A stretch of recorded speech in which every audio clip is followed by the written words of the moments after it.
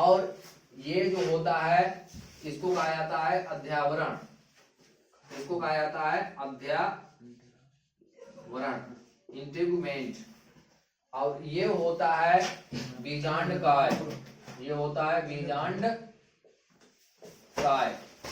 ज्यादातर भोजन जो उसको मिलता है वो बीजांडकाय से मिलता है, ठीक है। अब ये पूरा स्ट्रक्चर इसका तैयार हो गया है बीजांड का, ठीक है। तो बीजांड आप उल्टा बनाए या सीधा बनाए ऐसे बनाए, कई प्रकार के बीजांड होते हैं। ऐसे वाले भी होते हैं, उल्टा करने के ऐसे भी होते हैं, बेड़ा भी होते हैं, कई टाइप के बीजांड होते हैं। लेकिन ध्यान ये रखना है कि बीजांड में कौन कौन सी संरचनाएं होती हैं। इसी के ऊपर अब हेडिंग आ जाती है। पहली हेडिंग डालेंगे बीजांड ग्रंथ, ठीक है। पहली हेडिंग डालेंगे बीजांड ग्रंथ। इसको लिख देंगे कि बीजांड ग्रंथ होता है एक डुंठल, ठीक है। और ये हाइलम यहाँ से जुड़ा होता है, ठीक है। जो पूरा भाग जिसका होता है अध्यावरण का वो यहाँ हाइलम से जुड़ा रहता है। तो इसके बारे में लिख लेंगे। अध्यावरण जो होता है ज्यादातर ये भाग होता है, ये अध्यावरण कहलाता है। और यह रेफी, बीच में जो छूटी हुई जगह, खाली जगह होती है उसको कहा जाता है रेफी। और जो बीजांड का होता है ये बीजांड का सबसे इंपोर्टेंट भाग होता है और बहुत ज्यादा क्षेत्र में विकसित होता है, इसको कहा जाता है बीजांड काय। जो सबसे बाहरी जो ऊपर वाला जो सिरा होता है वो निभाग कहलाता है, ठीक है। तो इसी को बीजांड काय से ही इसको पोषण प्राप्त होता है। किसको? भ्रूणकोश को। भ्रूणकोश जो होता है वो उसके अंदर होता है। अब ये ध्यान रखना है कि बीजांड जो होता है, बीजांड से ही बीजों का निर्माण होता है। जो बीजांड होता है बीजांड से ही बीजों का निर्माण होता है और अंडाशय से फल का निर्माण होता है, इतना ध्यान रखना है। और जो एक फीमेल भाग जो होता है, फीमेल भाग में जो होते हैं 3 पार्ट होते हैं। जैसे यहां से हम ले लेते हैं फीमेल भाग, केवल आपको जो है फीमेल भाग ही इसका अध्ययन करना है। पूछ दिया जाता है केवल फीमेल पार्ट, ठीक है। तो ये वाला जो होता है इसको कहा जाता है वर्तिकाग्र। ये वाला जो भाग होता है वर्तिका। और इसको कहा जाता है, इसको क्या कहा जाएगा? ओवरी, अंडाशय, ठीक है। इसी में अंदर जो होता है इसको कहा जाता है बीजांड। क्या कहा जाता है? बीजांड। उसी की संरचना जो है यहाँ पर बनाई गई है, ठीक है। इसी की संरचना ये है, फीमेल पार्ट है ये। और बीजों का निर्माण पहले शुरू से ही बन जाता है, ठीक है। संरचनाएं पहले से ही बन जाती हैं। बाकी जो इसमें बाह्य दल होते हैं, दल हैं, वो मुरझाकर गिर जाते हैं, केवल यही पार्ट इतना बचता है। बाकी जो ऊपर वाला वर्तिकाग्र ये भी मुरझाकर झड़ जाते हैं। बाकी प्रक्रिया जो चलती है इसकी, तो इसी में ये भाग दिखाया गया है कि इसमें प्राथमिक कोशिकाएं होती हैं और भ्रूणकोश होता है, ठीक है। ये पूरा भ्रूणकोश है और भ्रूणकोश के अंदर ये प्राथमिक कोशिकाएं होती हैं, एंटीपोडल सेल्स। और ये जो ध्रुवीय केंद्रक होता है, पोलर न्यूक्लियाई इसको कहा जाता है। और ये एग सेल होती है, अंड कोशिका। और ये जो होती है 2 सहायक सेल्स, सिनेर्जिक सेल्स इनको कहा जाता है, ठीक है। चाहे तो ये लिख लें, ये एंटीपोडल है, एंटीपोडल सेल्स। और ये इसको कहा जाता है एम्ब्रियो सेक, इसको कहा जाता है पोलर न्यूक्लियाई इसको कहा जाता है। इसको कहा जाता है सिनेर्जिड्स सेल्स। अब इसको कहा जाता है एग सेल, ठीक है। और इसको कहा जाता है स्टिग्मा, इसको कहा जाता है स्टाइल। और इसको कहा जाता है ओवरी, चाहो तो इसको कहा जाता है ओवी, ठीक है। अब ये ध्यान रखना है कि जो एम्ब्रियो है, ठीक है, भारतीय भ्रूण विज्ञान के पिता जो है पंचानन माहेश्वरी हैं। कौन है? भारतीय भ्रूण विज्ञान के पिता ये हैं पंचानन माहेश्वरी। पंचानन माहेश्वरी है, पी माहेश्वरी को कहा जाता है, ये पंचानन माहेश्वरी है, ठीक है। इतना ध्यान रखना है इसको। और बाकी ये पार्ट है जो बताया था हमने कल कि जो एक लघु बीजाणु जनन होता है, एक गुरु बीजाणु जनन होता है।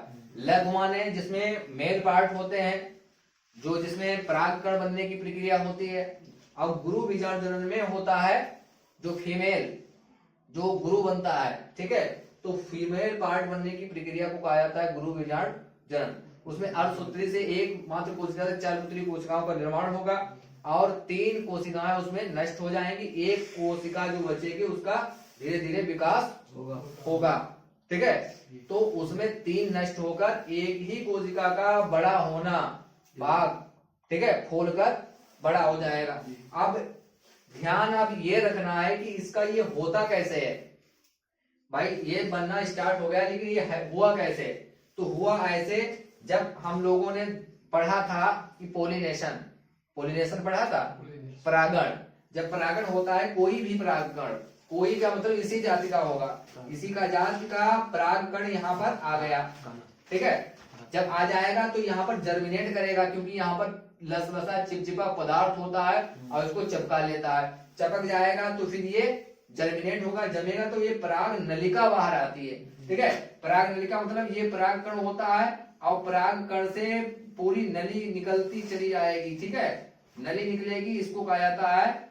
अब यहाँ पर जो होंगे वो मेल गैमीट होंगे। क्या होंगे? Male gamete. मेल गैमीट मतलब नर युग्मक। 2 नर युग्मक होंगे इसके ट्यूब में, ठीक है। क्योंकि यहाँ से निकले ये चले जाएंगे सीधे, तो यहाँ से आएगा तो यहाँ से निकलेंगे, यहाँ से आते आते आते आते यहाँ इसका फर्टिलाइजेशन होगा। क्या होगा? फर्टिलाइजेशन।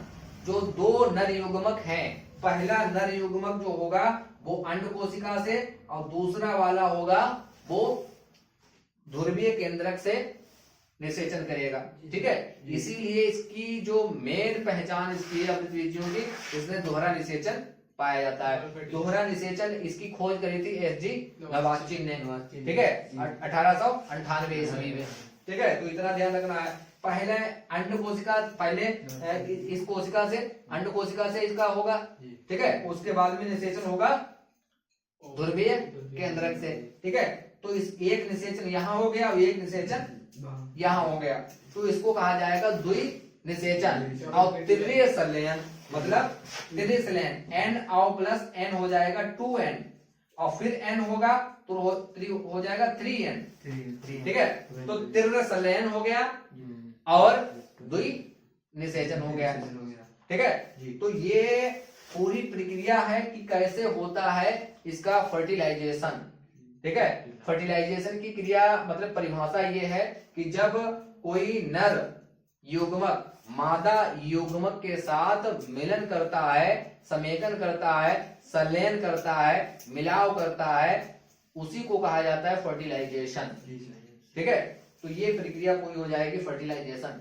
और ये इंपॉर्टेंट है, वेरी इंपॉर्टेंट बीजांड है जो हर साल पूछा जाता है।